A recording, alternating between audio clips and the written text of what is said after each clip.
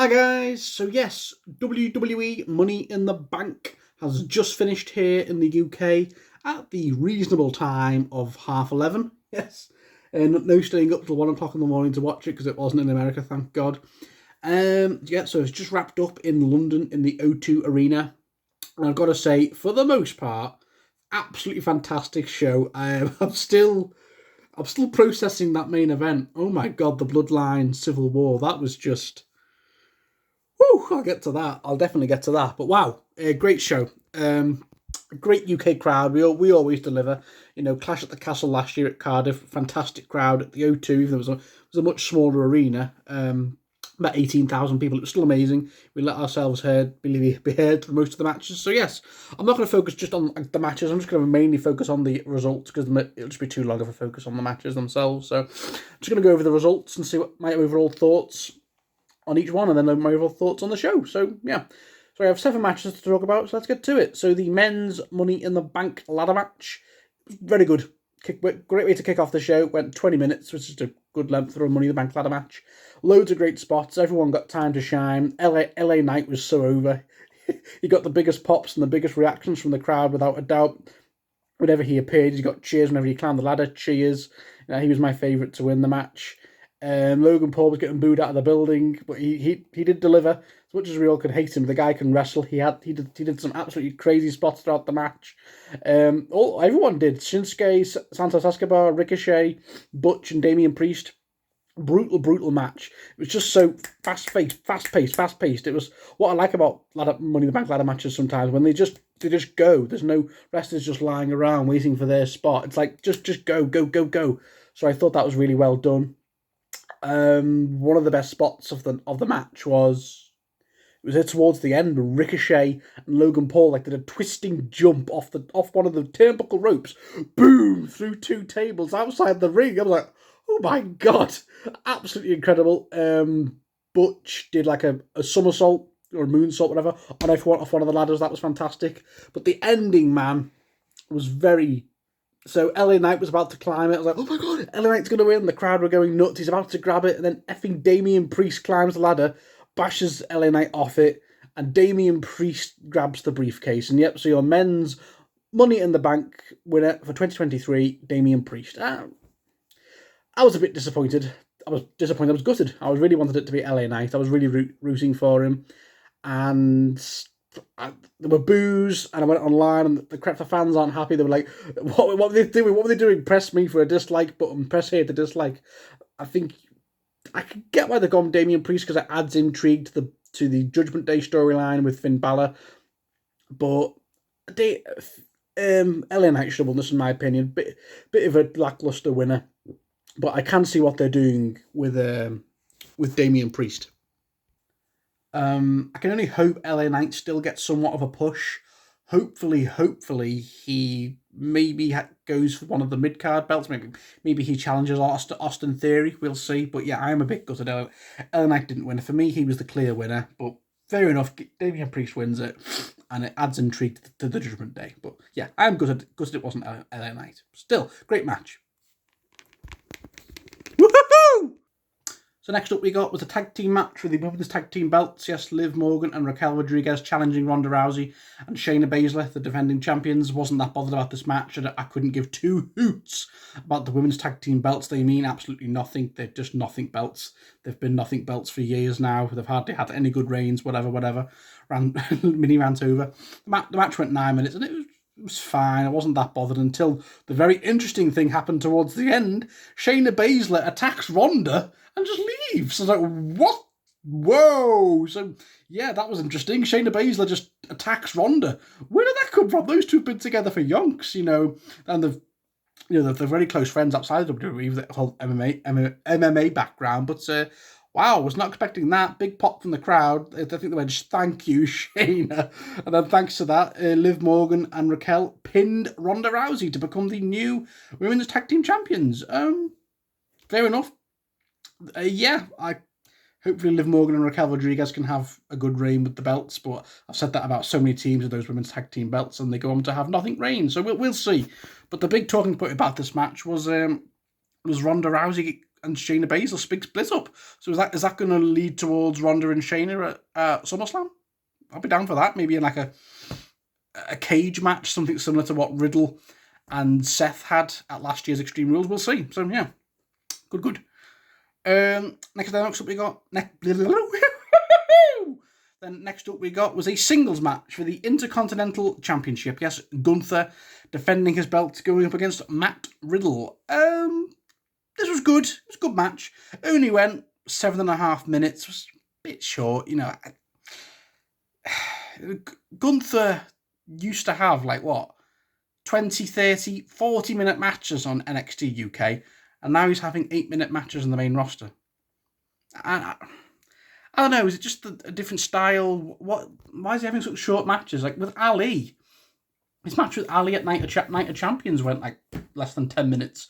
Give the guy 20 minutes. He's one of the best wrestlers on the roster. Give him time to wrestle. So anyway, the match was fine. It was fine. Riddle got a few moves in, but Gunther dominated most of it, and then Gunther just won at the end with a tap out. He was chopping Riddle's hurting ankle, chopping it.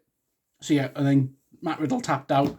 And then Gunther celebrating, and then Drew McIntyre came out, my boy. Yes, it was heavily rumoured he was going to come back at this show. Drew McIntyre, woohoo! So yeah, he comes out, he stares down Gunther, headbutts him, and holds up the IC belt. So that's pretty much confirmed Gunther and Drew McIntyre for SummerSlam. Looking forward to that. I mean, I know they had the match at WrestleMania and Gunther pinned Drew, but that was obviously with the triple threat with Sheamus involved, so maybe one-on-one it'll be different, and maybe, just maybe, Gunther will be the one that dethrones... Drew will be the one that dethrones Gunther. I can see it. Yeah, maybe Drew's got that cred. I think him and Gunther will hopefully have a banger. Not a crappy 7-minute match. Give Gunther and Drew at least 18 minutes at SummerSlam, Triple H, please. But yeah, good match. Then we got Cody Rhodes and Dominic Mysterio going with Rhea Ripley. Rhea Ripley came out with Dominic Mysterio. This was fine. This match only went 8 minutes, and it was a bit of a squash. I mean, Cody, I can't speak at the minute. Dominic got a bit of offense in, but for the most part, Cody just dominated this match. And yeah, Rhea was helping Dominic out a little bit to get Dominic back into the match, but it just wasn't great. It was just too boring. And then Cody just wins with a crossroads at the end. 1, 2, 3, done, clean. No Brock Lesnar, nothing. I thought Brock Lesnar would come out or maybe cost Cody the match. No Brock Lesnar, nothing. So pointless feud and a pointless match. Very much just a filler feud, wasn't it? Filler feud for Cody, just to keep him busy until his big match of Brock at SummerSlam. So, for 8 minutes, you could have made Dominic look a bit more threatening. Cody he hardly broke a sweat. Fair enough, whatever. I know it's Cody, but yeah, poor Dominic. Then next up we got before that we got John Cena coming out. Wasn't expecting that to a big pop. Yep, and John Cena came out and he spoke for a while about, do you want WrestleMania here in London? So are they teasing maybe WrestleMania 41 is going to be in London? Imagine that, WrestleMania 41 or 42 in Wembley or the Tottenham Hotspur Stadium. Could you imagine? I'll definitely get into that. So they teased that. Then Grayson Waller came out and they had a bit of a promo thing for it went on for 10 minutes. This segment went longer than Gunther and Riddle and Cody and Dominic. Why? I mean, I know it's John Cena, but just wrestle. I want to see some wrestling as much as I love John Cena. It did start to drag on a little bit, and then John Cena just hits an AA. Done. Yeah, great. Couldn't they have just had that on the SmackDown in the O2? I don't know, whatever. And they could have used that to add more minutes, add 5 minutes more to Gunther and Riddle and Cody and Dominic, but whatever. Then next up we got was the Money in the Bank ladder match for the Women's Championship match contract. Yes, Io Sky got the win after a really solid 18-minute match. So yeah, both men's and women's Money in the Bank ladder matches were really good. This one was just as brutal as the men's. There was a really brutal spot where Zelina Vega did a Hurricane Rana on Zoe Stark. Boom! On one of the ladders that was perched. That was brutal. Lots of back and forth with Trish Stratus, Becky Lynch and Zoe Stark. They've got a whole thing going on. That's probably going to conclude the match at SummerSlam. Io Sky and Bayley had a lot of confrontation in the match because obviously the whole damage control situation. And Zelina Vega looked good. Io Sky was great, and then towards the end, it looked like Bayley and Becky Lynch were going to do it. They were climbing the ladder. Bayley threw Io Sky off the ladder. I was like, oh, Bayley, how could you? You've betrayed Io. But then Io got her own back. She handcuffed Becky and Bayley together with the handcuffs that Zoe Stark put on Becky. So then Io climbed the ladder. I was like, yes, go on, Io. Because I did predict Io, and I thought she was the strong favourite. Either her or Becky, probably. And I made up for Io Sky. Thoroughly deserved win, and I think she's going to have a successful cash-in. Although that being said, the women haven't had a failed cash-in yet, have they? Maybe it's time. Oh no, no, please no. But no, a very good, very worthy winner. I can see Io Sky maybe cashing in on Asuka or Bianca or Charlotte. Well, maybe that's going to be a triple threat. I can see Io cashing in on the winner of that match at SummerSlam. Yeah, because I really like Io Sky, and I think she'd be a very good women's champion. So yeah, good. No complaints with that. Then we got a match which I was a bit disappointed with. Yeah, we got Seth Rollins going up against Finn Balor. Of course, Seth Rollins defending his World Heavyweight Championship. Yes, it's his first pay-per-view defense, and it went 12.5 minutes. 12.5 minutes. This is a world championship match on a pay-per-view. You have Finn Balor and Seth Rollins. These two are two of the best wrestlers in the company. These two are veterans, legends. These two could go 20 minutes easy. Why did it only go 12.5 minutes? And then the finish was a bit rubbish. Damian Priest comes out with the briefcase, and he just sits there, and Finn's going to go for a coup de grace. Looks like he's about to beat Seth. And then Damian Priest just goes, and Finn's like, what are you doing? And then he goes for a coup de grace. Seth counters. How did Seth win? Did he hit a stomp? I can't remember. I think he hits a stomp. 1, 2, 3. And Damian Priest's like, and Finn's arguing with Damian Priest, going, what were you doing? I had that one. And then Seth just walks off. I was like, okay. I mean, the match was fine. It was a fine 12.5 minute match, but Seth and Finn should be going a lot longer than that. And then I just didn't like the finish. What? Damian Priest just distracts Finn. Why? I don't know. It's just, but yeah, it sets up something intriguing with Finn and Damian. Maybe there's going to be a big split up in Judgment Day. We'll see. But yeah, for what? How much hype that match got, and it went 12 minutes. Nah, that's not good enough. I'm sorry. That match needs to go longer. And hopefully, considering that's the first pay-per-view defense of the World Heavyweight Championship, and it went 12 minutes. Come on. So yeah, not happy with that, with the booking of that match, but not Seth and Finn's fault, I guess. So, whatever. Hopefully Seth has a longer and better match at SummerSlam.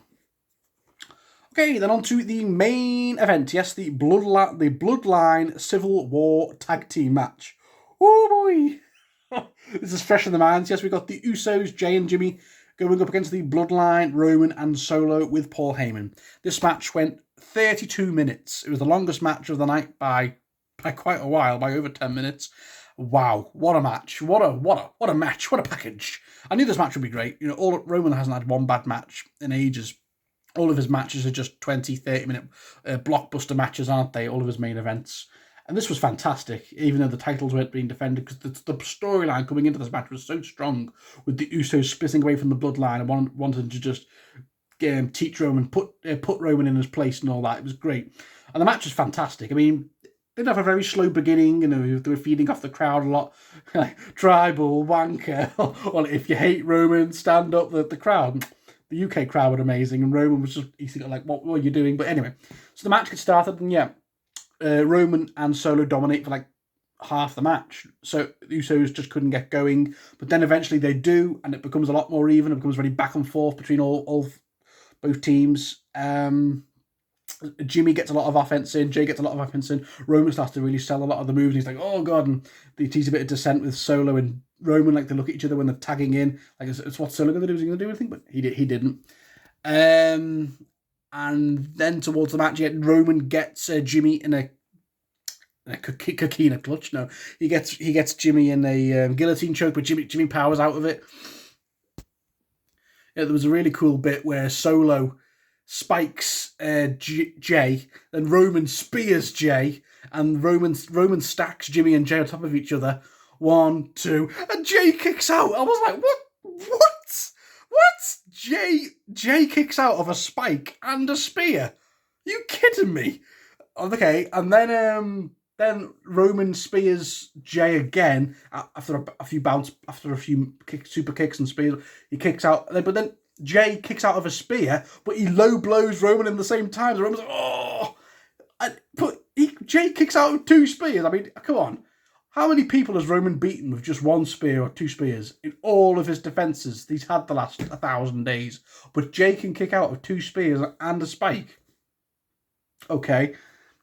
And then Roman gets stuck on his own when Solo tries to splash Jimmy, but Jimmy gets out of the way and Solo splashes through the table, so Roman's on his own. And yeah, then, like I said, the spear, but Jay kicks out of it, but like low blowing Roman. And then the Usos start super kicking Roman. Oh, there was a really cool spot, I forget, earlier in the match where the Usos double speared Roman, and it would have pinned Roman if it wasn't for the ref. If it wasn't for Solo coming in, stopping the pin. There was another spot where the ref rolled out the ring and the Usos double splashed Roman. So there was 2 times Roman could have got pinned in this match. But then towards the end, I'm coming to it, yes, they get Roman down, I think a double super kick. Then they both hit a double splash on Roman. I think it was a double splash. Yeah, no, sorry, they hit a 1D earlier in the show, but Roman kicked out. So they both hit a double splash. Jey Uso goes for the pin, and I'm thinking, no. 1, 2, 3. And Roman Reigns, for the first time in 3.5 years, Roman Reigns has been pinned. Holy shit, I did not see that coming. Kudos to Callum, he did say this could be where Roman gets a pin, because he could get pinned, because it's not for the titles. And I just thought, nah, they're gonna protect Roman getting pinned. I thought the first time Roman will get pinned is when he loses the belts. You assume to Cody at WrestleMania 40, but no, they've done it. Oh my god, the streak is over, if you want to call it that. Roman has now finally been pinned after 3.5 years, because the last person to pin Roman was Baron Corbin at TLC in what, 2019? Was it 2019? I think it was 2019. So yeah, god blimey, I still can't believe it. That's huge, and the crowd went nuts. Jimmy and Jay were celebrating like crazy. Jay's the one. Jay's the one. He may not have taken the belts off Roman, but it's all come full circle, and Jay is the first person to pin this tribal chief Roman Reigns character, the first one after 1,000 days, when so many other people have tried and failed. Jay's the one who pins Roman. May not have been for the belts, but maybe that'll come at SummerSlam. So you're huge, and Roman after the match was like he looked pissed. So I wonder what's going to happen on SmackDown. Maybe Roman just beats the crap out of Jimmy and Jay for pinning him. I wonder what they're going to do for SummerSlam. Is it going to be Roman and Jay for the title? Oh, that's going to be huge now. Now Roman's been pinned, but I don't see Roman losing the belts at SummerSlam, because Roman hasn't won at a pay-per-view now since WrestleMania. You know, he lost at Night of Champions. Solo took the pin. They lost here. Roman took the pin. Oh my God. So I don't see Roman losing 3 pay-per-views in a row. So as amazing as his SummerSlam match will be, you assume against Jay or Jimmy, I do see Roman walking out with the belts at SummerSlam, because I think for the belts, I think Cody will be the one that pins Roman for the belts at WrestleMania 40, but that's quite a while away yet. So wow, huge.